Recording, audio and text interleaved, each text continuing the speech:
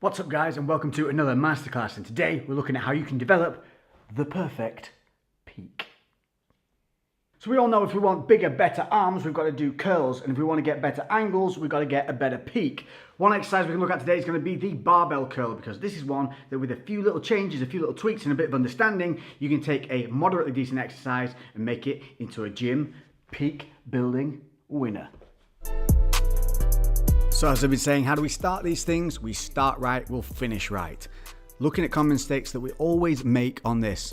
From the pickup, it often starts, we have pronated shoulders, and then we'll end up coming back with this partial rep movement. Let's take a look at this. So you can see the elbows are kicking back, body's leaning forward. This leads to a body lean, hip kick, then from here, a pronation of the shoulders because of our body position. So this is activating traps because of the partial rep. So because we're not coming all the way back, the biceps not extending, traps are activating, and we end up with a movement that looks like this, which is probably only activating maybe 35%.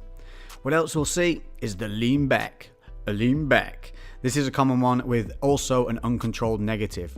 So we've got counter body lean here, and this takes away the load from the bicep. We're arching at the lower back, and look at the bar position. From this point here, you can see that the load is now carried by the body and no longer the bicep. That's why the body's trying to lean back. It's trying to take that load away from isolating the muscle, which is the body's job.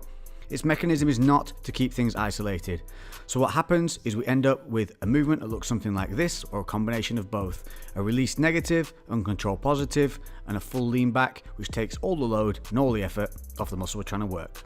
So how do we fix it? We set it up right, and again, scapular engagement can solve a lot of these things. So if we take a look here, we tuck the chin. This helps align the back and relaxes the traps.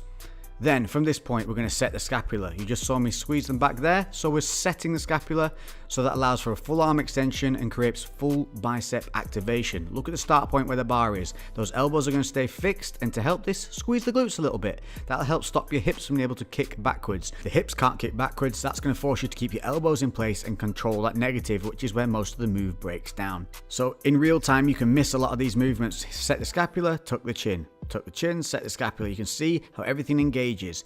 Then as we curl up, we've got no lean back. This forces all the load onto the bicep. Squeeze at the top. See how the back muscles stay engaged throughout, helping to stabilize the movement. A little squeeze of those glutes stops the hips kicking back on the negative, keeping those elbows in a fixed position, meaning we get maximum load on the biceps positive and negative part of the repetitions, which is going to build a better peak.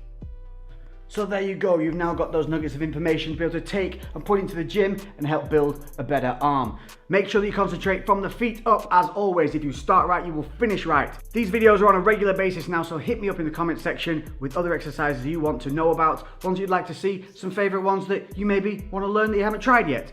Make sure you hit that thumbs up. Hit the notification bell to make sure that you don't miss any uploads. Make sure that you opt in for all notifications, then you will never miss a single one of these masterclasses. Until the next one, I've been Lex. I'll catch you very soon. Boom, baby.